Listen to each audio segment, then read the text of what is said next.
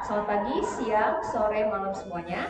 Hari ini kami dari kelompok 5 yang beranggotakan saya Gija, saya Britney, saya Patricia, saya Sherina, saya Clarissa. Kami akan membawakan presentasi mengenai PSAK 221. Selamat menyaksikan.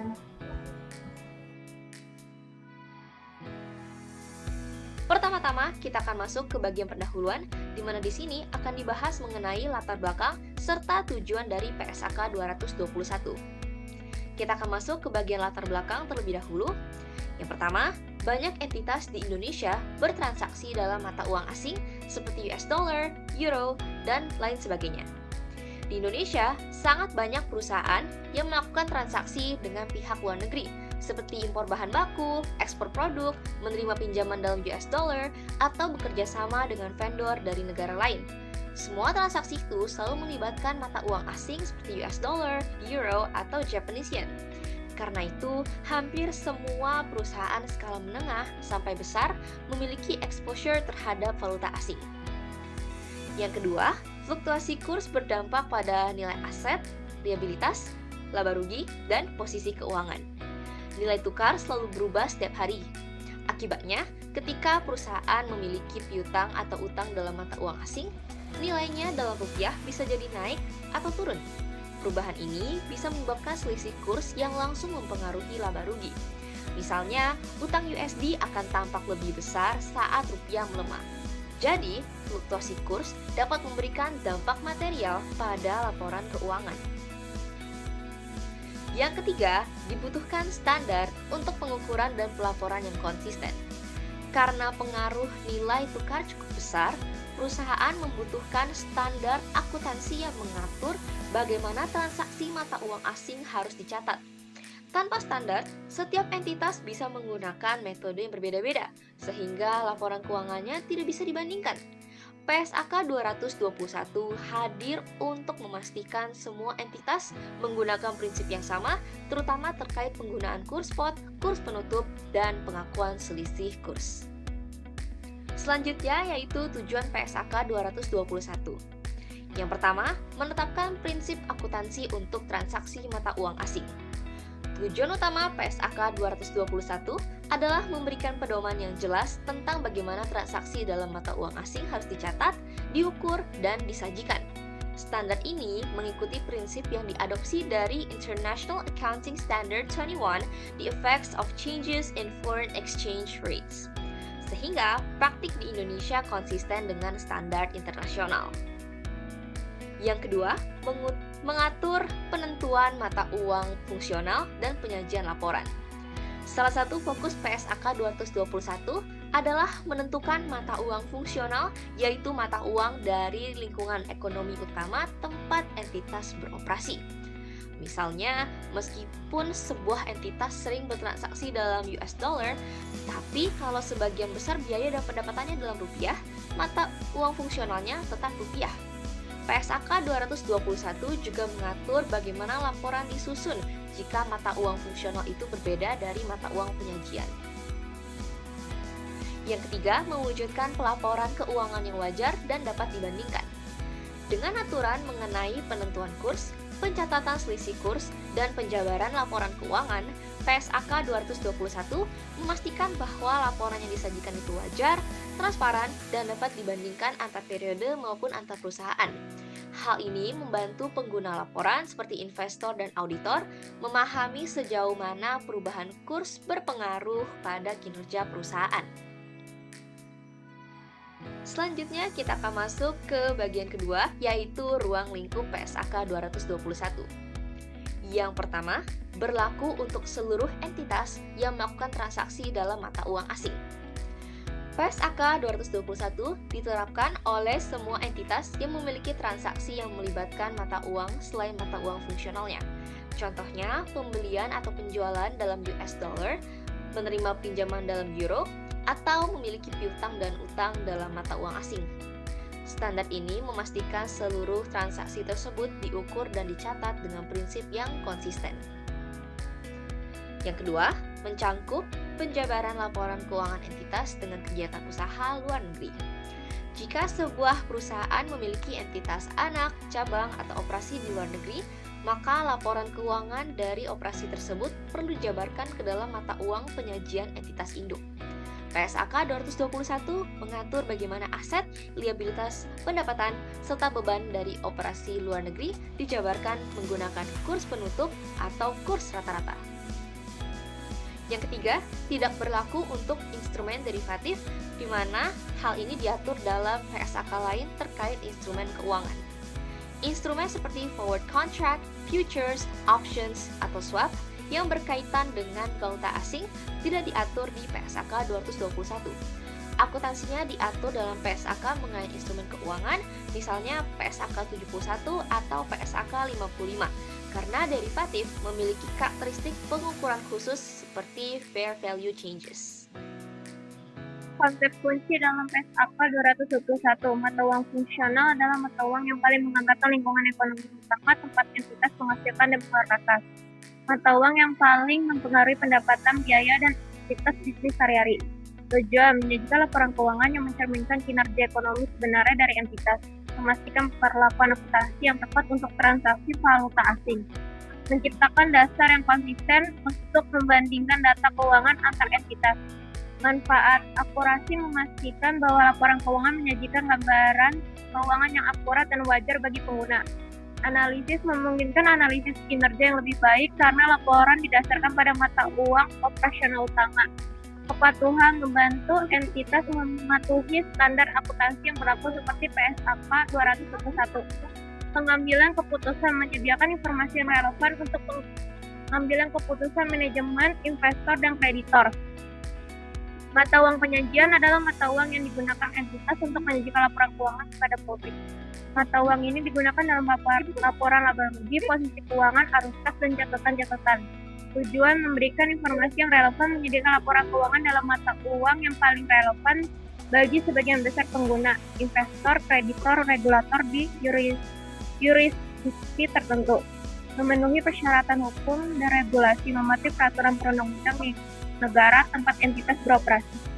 Di Indonesia, laporan keuangan untuk tujuan perpajakan biasanya harus menggunakan mata uang rupiah. Meskipun entitas diizinkan menggunakan mata uang asing tertentu, misalnya dolar AS dengan izin khusus DJP.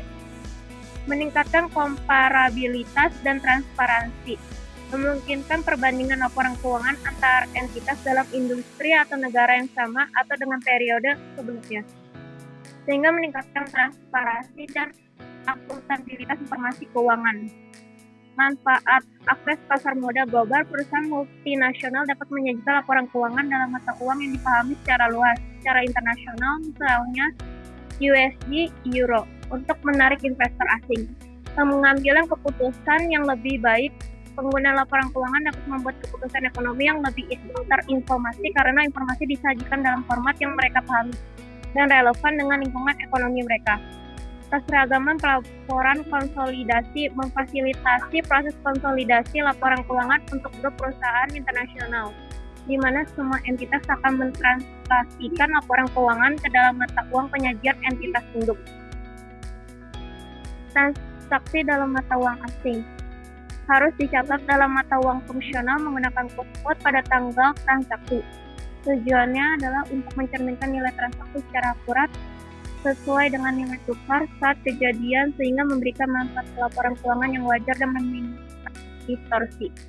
Tujuan representasi yang akurat mencatat transaksi pada kode, memastikan bahwa nilai buku awal dari transaksi mencerminkan nilai ekonomisnya saat itu. Dasar pelaporan yang andal, standar ini bertujuan untuk menyediakan dasar yang konsisten dan dapat direndahkan untuk menyajikan laporan keuangan karena menggunakan nilai tukar yang objektif pada saat transaksi terjadi. Pengukuran yang konsisten menggunakan cost untuk semua transaksi pada tanggal yang sama memungkinkan perbandingan antar transaksi yang terjadi pada waktu yang berbeda.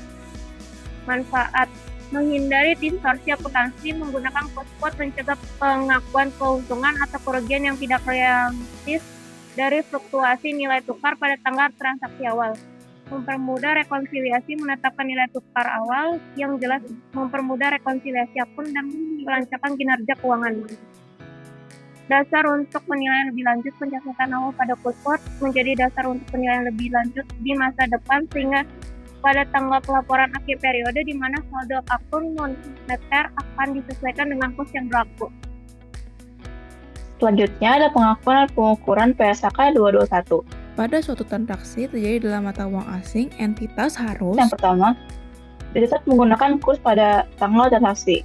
Kurs yang dipakai itu merupakan kurs spot di tanggal transaksi.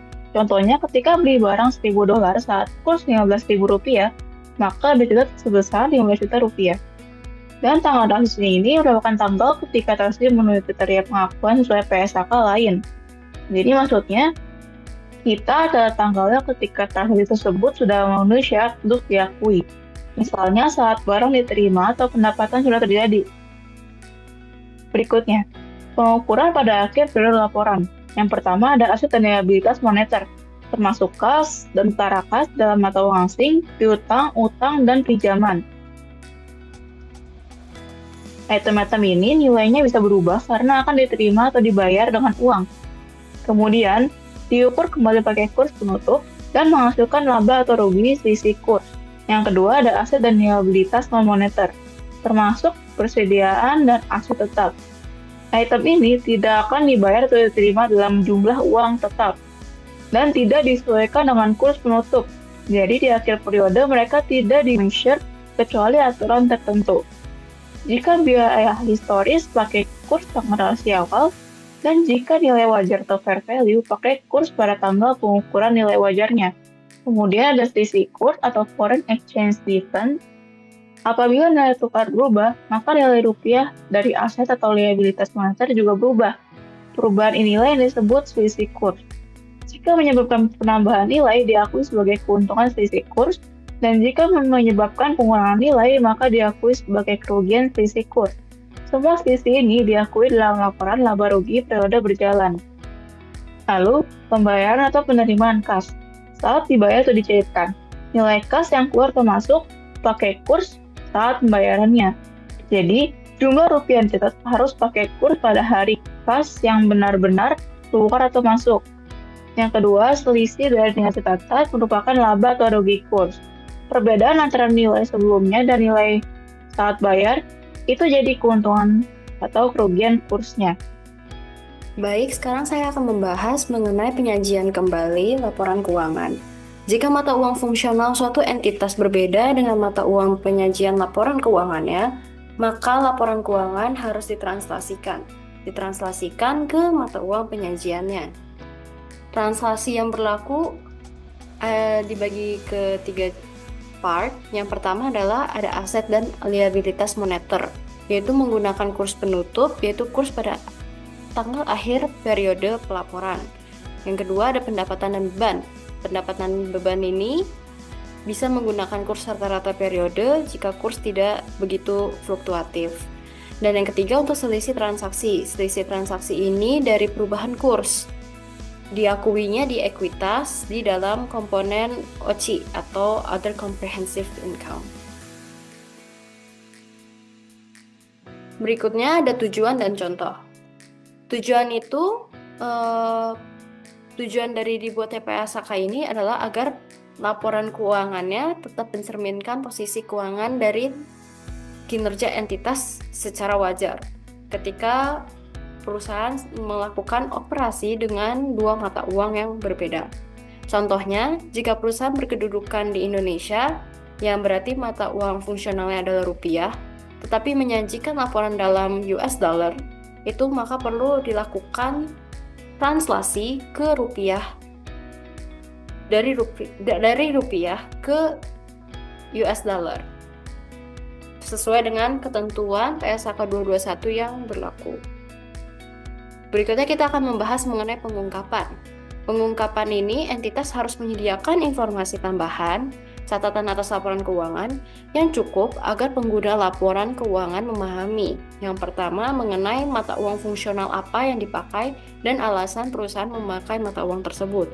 Yang kedua mengenai mata uang penyajian laporan keuangan jika perusahaan menggunakan kurs yang berbeda. Yang ketiga mengenai kebijakan akuntansi untuk transaksi mata uang asing dan translasi dari mata uang asing. Yang keempat mengenai jumlah selisih kurs yang diakui dalam Other Comprehensive Income selama periode pelaporan. Yang kelima, jika ada exposure risiko mata uang asing atau pengelolaan risiko nilai tukar. Risiko ini lebih banyak dibahas di standar manajemen risiko, namun masih terkait karena sama-sama membahas mengenai transaksi valuta asing. Selanjutnya, pengungkapan ini penting agar pengguna laporan keuangan, misalnya investor, kreditur, itu bisa menilai efek fluktuasi mata uang asing terhadap kinerja dan posisi keuangan dari perusahaan. Lalu kita sampai pada contoh soal yang sederhana saja pada PT Makmur. PT Makmur merupakan sebuah perusahaan dari Indonesia dengan mata uang rupiah. Selama tahun 2024-2025, PT Makmur menggunakan sistem periodik dan melakukan transaksi sebagai berikut. Yang pertama, pada 10 November 2024, PT Makmur membeli komputer secara kredit dari Martico, perusahaan dari Amerika, seharga $50. Spot rate pada tanggal ini adalah $1 sama dengan Rp15.000. Yang kedua, pada 31 Desember 2024, PT Makmur masih memiliki hutang terhadap Martico. Spot rate pada akhir tahun adalah $1 sama dengan Rp15.500. Pada 14 Januari 2025, PT Makmur melakukan pelunasan hutang kepada Martico. Spot rate pada tanggal ini adalah $1 sama dengan Rp15.200. Diminta buatlah jurnal yang diperlukan untuk PT Makmur selama tahun 2024 dan 2025. Ini adalah jawabannya. Pada tahun 2024 ada 2 jurnal. Yang pertama pada tanggal 10 bulan November kita melakukan purchase di debit dan accounts payable di kredit dengan harga $750 juta yang didapat dari $50.000 dikali $15.000. Yang kedua, ada jurnal penyesuaian pada tanggal 31 Desember dengan debit transaction loss kepada accounts payable dengan harga $25 juta. Didapat dari accounts payable yang lama seharga $750 juta dikurangin accounts payable baru seharga $775 juta yang didapat dari $50.000 dikali spot rate yang baru $15.500 dan mendapatkan rugi seharga $25 juta. Lalu jurnal pada tahun 2025 pada 14 Januari 2025 adalah accounts payable seharga $775 juta. Lalu terdapat transaction gain seharga $15 juta, lalu cash $760 juta yang didapat dari spot rate yang baru yaitu $50.000 dikali $15.200. Kesimpulan dari PSAK 221 ini adalah PSAK 221 mengatur pelakuan akuntansi atas transaksi saldo dalam mata uang asing, juga dampak terhadap kurs terhadap laporan keuangan. Standar ini menentukan mata uang fungsional sebagai dasar pencatatan, penggunaan kurs transaksi pada pengakuan awal, serta penjabaran pos moneter pada kurs penutup. Selisih kurs yang timbul umumnya diakui dalam laba rugi, sedangkan selisih laporan keuangan entitas luar negeri dilakukan dalam Other Comprehensive Income atau OCI. PSAK 221 mewajibkan pengungkapan yang efisien terkait selisih kurs, kebijakan, penjabaran, serta perubahan mata uang fungsional. Standar ini berlaku efektif mulai 1 Januari 2024 menggantikan PSAK 10 dengan tujuan meningkatkan konsistensi dan transparansi dalam pelaporan keuangan terkait valuta asing. Terima kasih telah mendengarkan presentasi kami.